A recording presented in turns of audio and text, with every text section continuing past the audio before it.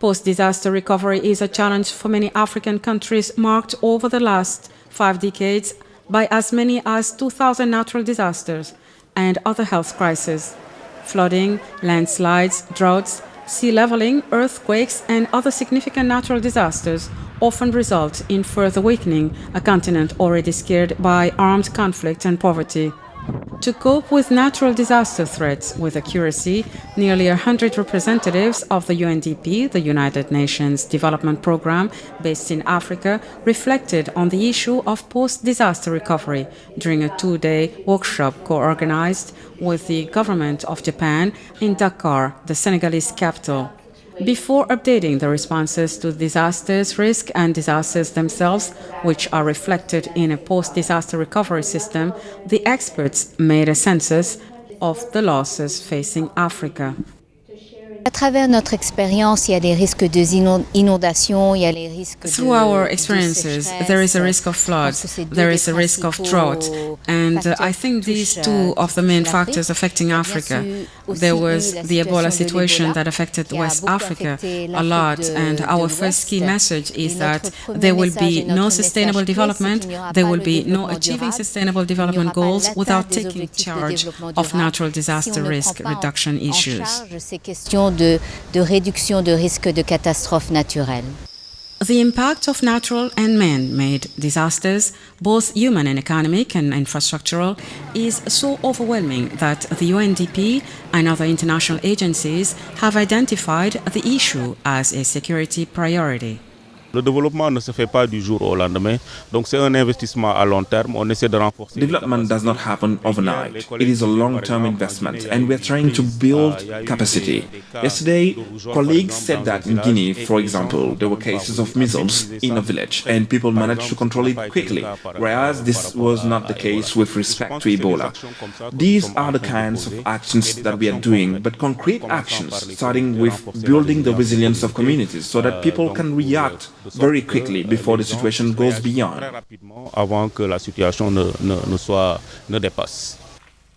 Many of the actors have, after the tragic experience of the health crisis of the Ebola epidemic of 2013, and which made 11,000 deaths in 2 years in West Africa in particular, decided to boost the responses to the potential disasters.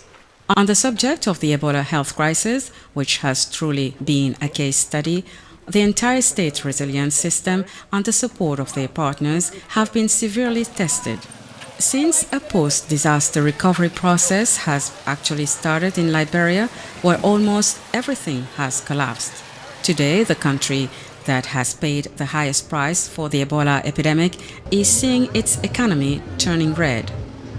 It is not only the UNDP working on these issues, but we're working specifically on economic recovery issues.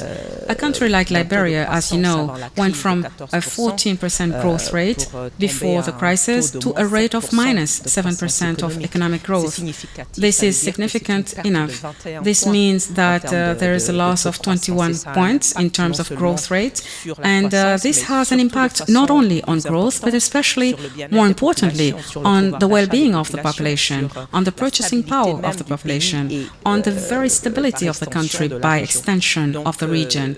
So the idea of our program is to help these countries in the Mano River region to get up, to cope better with this crisis, beyond the crisis response, but also the whole preventive issues, putting in place systems, mechanisms. When Ebola came, that changed everything. From positive growth, it went to negative growth. That is how serious it was. And as a war, the country that is coming from war, they were building back their system, including the health system, health facilities, referral system, from primary, secondary to tertiary. Before they could get to their feet, Ebola came again. And that means the system was not strong enough to withstand the shock of Ebola. In order to no longer suffer such damage and to no longer provide so much effort in the very often difficult reconstruction, the UNDP and its partners are increasingly engaged in formulating recommendations to heads of state and government. recommendations that favors a set of good practices related to prevention.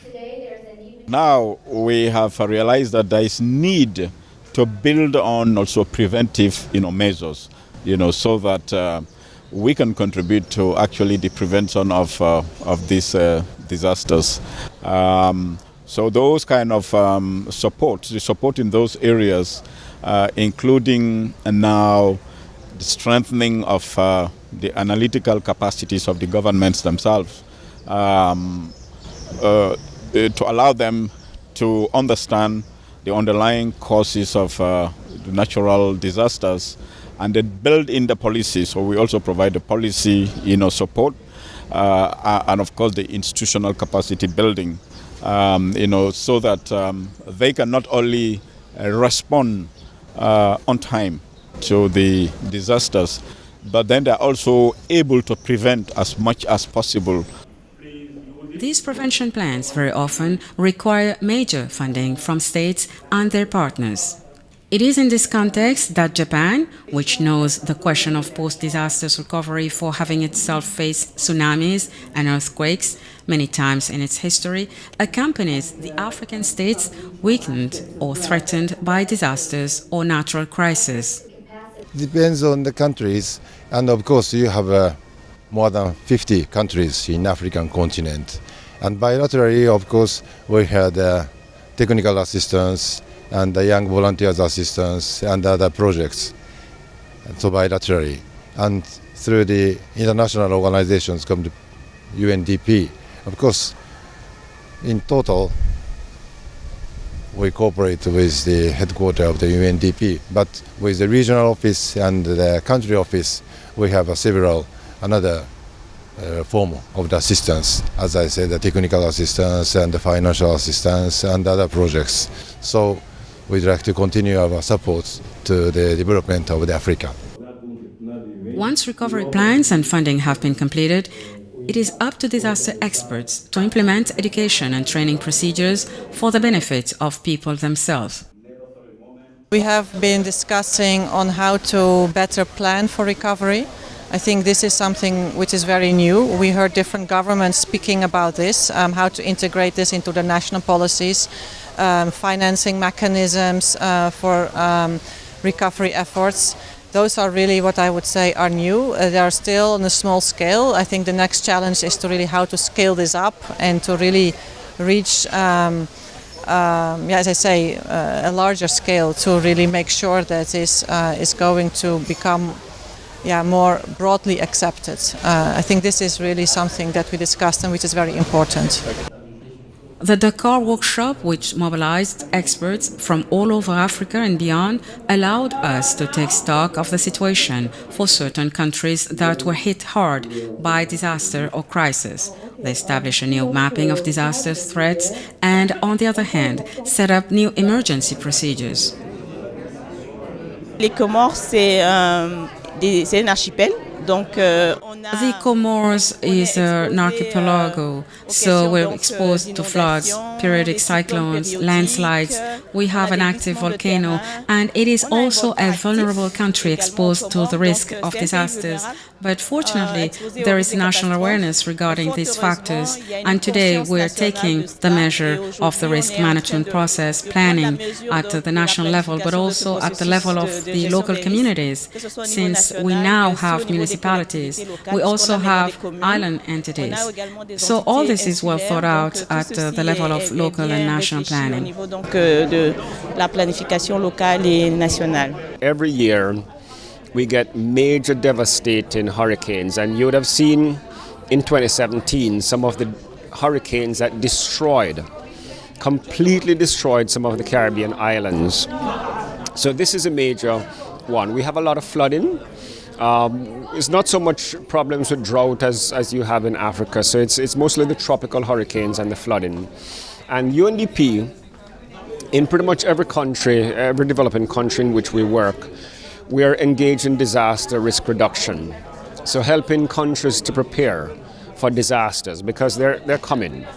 And so we help with putting in place a policy framework, the legislation, but also building capacity of governments to respond to disasters, of communities as well, putting in place early warning systems. For example, in the Caribbean, when there's a hurricane coming, we need people to be aware long in advance. We do popular education in the school systems. It's in the education curriculum, on radio and television.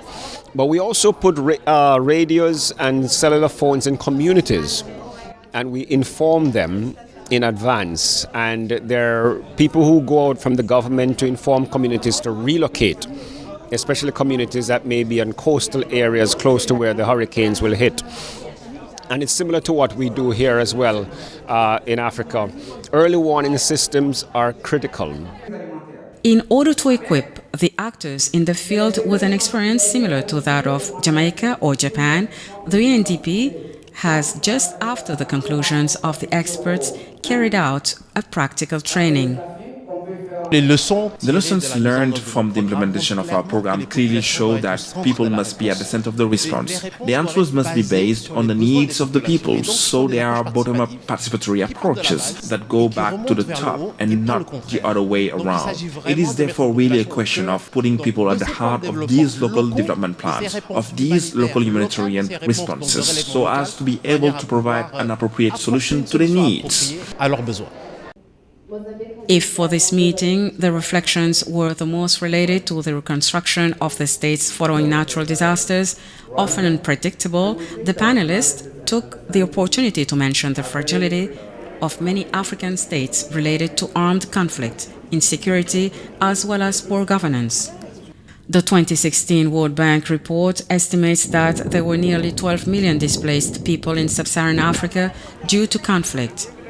A fact due not to natural disaster or health crisis, but actions of man, and can indeed be avoided by man himself.